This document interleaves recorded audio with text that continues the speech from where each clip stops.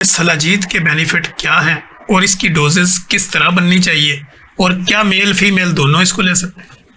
अच्छा, जैसा कि ऑलरेडी डॉक्टर साहब ने बताया कि हम इसको जब ब्रांड करते हैं हम इसको पर्टिकुलरली अपनी रिप्रोडक्टिव हेल्थ के साथ एसोसिएट करके कर रहे होते हैं, जबकि ये रिच इन न्यूट्रिएंट्स हैं। ये ना सिर्फ आपकी रिप्रोडक्टिव हेल्थ से रिलेटेड है बल्कि ये आपको ओवरऑल हेल्थ में हेल्प आउट कर रहा है। मतलब वो आपकी मसल हेल्थ है या आपकी कार्डियक हेल्थ है, इवन कि ये हर तरह से, हाँ एक पर्टिकुलर एरिया होता है, कोई भी अगर आप न्यूट्रिएंट लेते हैं तो उसकी जो है वो डायरेक्ट उस हेल्थ के साथ एसोसिएट होता है, लेकिन वो साथ साथ बाकी की जो आपकी हेल्थ है उसके लिए भी वो उसी तरह से बेनिफिशियल होता है।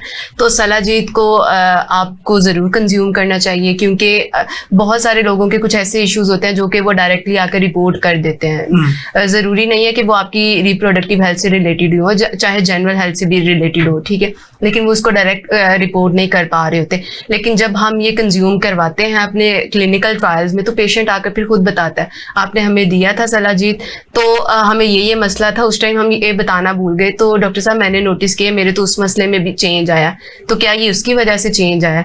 तो दिस इज अ एग्जांपल कि ये कैसे आपकी ओवरऑल वेलबींग के साथ एसोसिएटेड है, ठीक है।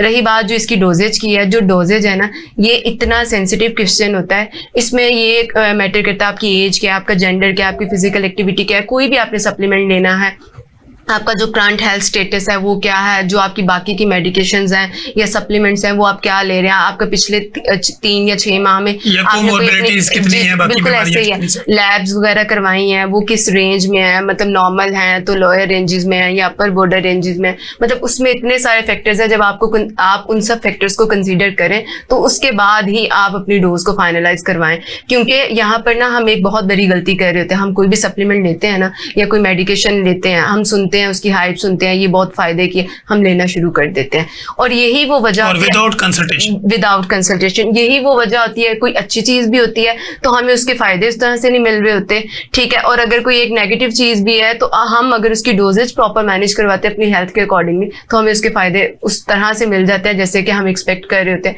या जैसे कि डिजायर्ड होते हैं, ठीक है। तो यहाँ पर जो बड़ा इंपॉर्टेंट फैक्टर आ जाता है वो ये आ जाता है कि आप अपने हेल्थ एक्सपर्ट को लूप में लें, उसका ओपिनियन कंसीडर करें, उसको बताएं कि मैं ये प्रोडक्ट यूज करना चाह रहा हूँ, ठीक है, वो आपको जिस डोजेज में रिकमेंड करें आप वो डोज लें। अच्छा, आपने बात की कि खातन भी इसको ले सकती है कि नहीं ले सकती, तो हमारे क्लिनिकल ट्रायल में बहुत सारी ऐसी जो पेशेंट्स हैं जिनको पीसीओएस का इशू था या ओवुलेशन पीरियड में बहुत इफेक्टिव है, आपके जो पीसीओएस में बहुत सारी खातन को मसाइल रहते हैं, तो उसमें हल होने में, उसको ट्रीट करने में बड़ा इसने हेल्प आउट किया। तो मैं ये समझता हूँ कि ये ना सिर्फ मर्दों के लिए, खवातीन भी इसको इस्तेमाल कर रही हैं, और आजकल की जो यूथ है उनको बहुत सारे मसाइल हैं पीसीओएस में, स्पेशली खातन की जब हम बात करते हैं तो उनको इस मसले से बाहर निकलने के लिए चाहिए कि वो सलाजीत का इस्तेमाल करें।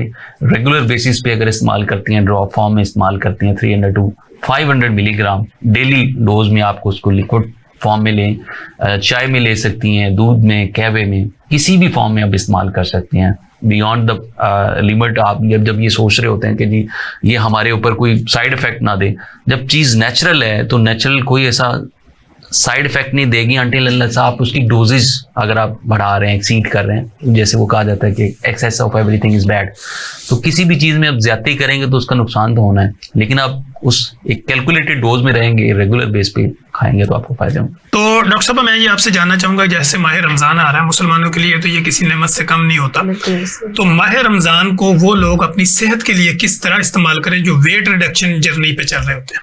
अच्छा, सबसे पहले तो मैं ये चीज़ बताना चाहूँगी, जो रमज़ान है ना ये बहुत अच्छा टाइम है आपके वेट रिडक्शन के लिए भी और वेट गेन करने के लिए भी, ना सिर्फ आपके वेट को लेकर बल्कि आपकी ओवरऑल हेल्थ को मेंटेन करने के लिए। इसके रिलीजियस बेनिफिट्स तो हैं ही जिनका हम सबको पता है, लेकिन इसके आपकी हेल्थ पर इतने पॉजिटिव इफेक्ट्स हैं कि if you come to know तो आप अपना रोज़ा कभी भी ना छोड़ें। मतलब सबसे पहले तो ये चीज़ कि आपकी बॉडी अल्लाह ताला ने कुछ इस तरह से डिज़ाइन किया है कि 11 मंथ्स अगर वो वर्किंग कर रही है तो 1 मंथ के लिए उसको रेस्ट मिलना चाहिए।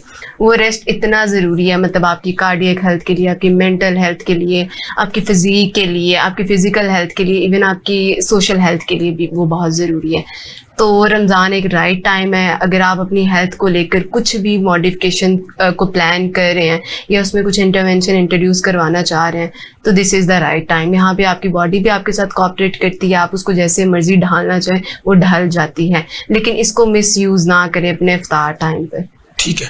अच्छा डॉक्टर साहब, जैसे आपने कहा कि वजन बढ़ाने वालों के लिए भी ये किसी नेमत से कम नहीं और कम करने वालों से भी, बिल्कुल। तो बढ़ाने से आपकी क्या मुराद?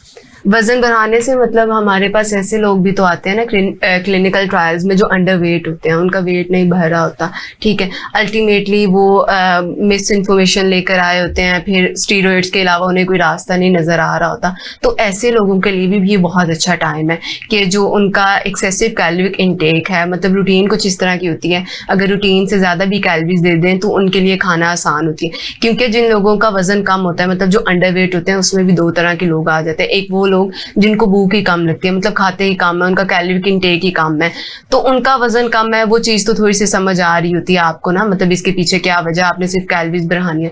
और एक आपको कुछ ऐसे लोग भी देखने में मिलेंगे जिनका जो कैलोरिक इनटेक है वो भी अप टू द मार्क है, स्टिल वो अपने वेट पुट ऑन नहीं कर पा रहे, ठीक है। तो ऐसे लोगों का जो सिनेरियो वो थोड़ा सा इन लोगों से डिफरेंट होगा। तो इन दोनों सिनेरियोज के लिए रमज़ान एक बड़ा अच्छा टाइम है, क्योंकि जिनको भूख कम लगती है उनकी रूटीन में हम जो है कैलोरिक रिच फूड्स कुछ इस तरह से ऐड करते हैं कि उनको अंदाज़ा भी नहीं हो पाता और एक्सेसिव कैलोरिक इनटेक कर लेते हैं। जी ठीक है। अब जैसे माह रमज़ान आता है तो लोग ये कहते हैं कि खजूरें बड़ी गर्म होती हैं। हम जब उनको अपने क्लिनिकल ट्रायल में कहते हैं कि जी आपने ये चीज़ें यूज़ करनी, तो वो कहते हैं मैं ना 3-4 खजूरें खा लेती हूँ, साथ ठंडा पानी पी लेती हूँ ताकि वो बैलेंस में रहे। तो गर्म और ठंडे का जो कॉन्सेप्ट है, ये बीइंग अ कंसल्टेंट न्यूट्रिशनिस्ट, आप ये क्या समझती हैं, ये मिथ है, रियलिटी है?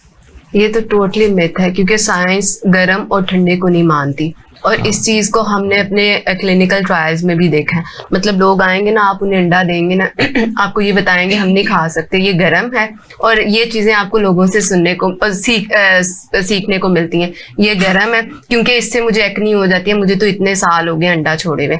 हम सिर्फ क्या करते हैं, डाइट को इस तरह से मॉडिफाई करते हैं, वाटर इनटेक उनको बता देते हैं आपने ज़रूर करना है, अलार्म लगाएं, अपना रिकॉर्ड मेंटेन करें, चार्ट बनाइए, कुछ इस तरह से करें, पानी 8 से 10 गिलास करवाते हैं और अंडा देते हैं, उसके बाद पूछते हैं एक्नी का, एक्नी नहीं होती। तो कल्प्रिट कौन था? अंडा नहीं था, कल्प्रिट जो आपकी बाकी की डाइट थी ना, डिहाइड्रेशन थी या स्पाइसी चीजें थी। जी बिल्कुल ऐसे। तो आप अपनी डाइट से शुगर को नहीं ओमिट कर रहे, फ्राइड चीज़ों को नहीं कर रहे, स्पाइसी फूड को नहीं कर रहे, जंक को नहीं कर रहे, फास्ट फूड को नहीं कर रहे, और आप अंडा छोड़ दे जो एक हेल्दी चीज़ है उसको एक्नी के साथ एसोसिएट करके, तो ये गलत प्रैक्टिस है। तो साइंस तो इस चीज़ को बिल्कुल नहीं मानती। दूसरा चीज़, हाँ साइंस में ये ज़रूर कॉन्सेप्ट है कि वो चीज़ें जो कि कैलोरिक डेंस हैं, हम लोगों ने ना उनको गर्म चीज़ों का नाम दे दिया।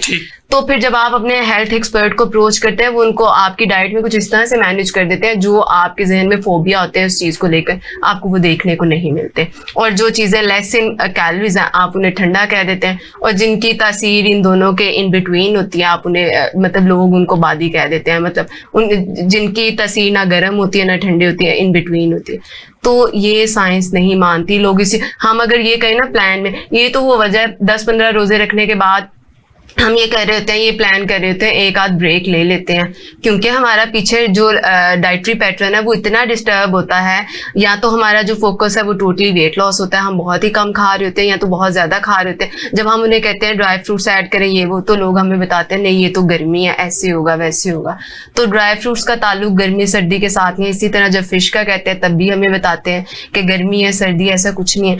ये चीज़ें तो आपकी बॉडी की रिक्वायरमेंट है, तो बॉडी तो नहीं ना ये देख रही कि अब गर्मी है, मैं अपने जो ये न्यूट्रिएंट्स हैं उनकी जो यूटिलाइजेशन है उसको मैं कॉम्प्रेस कर लूँ, और अब सर्दी है तो अब इस तरह से कर लूँ।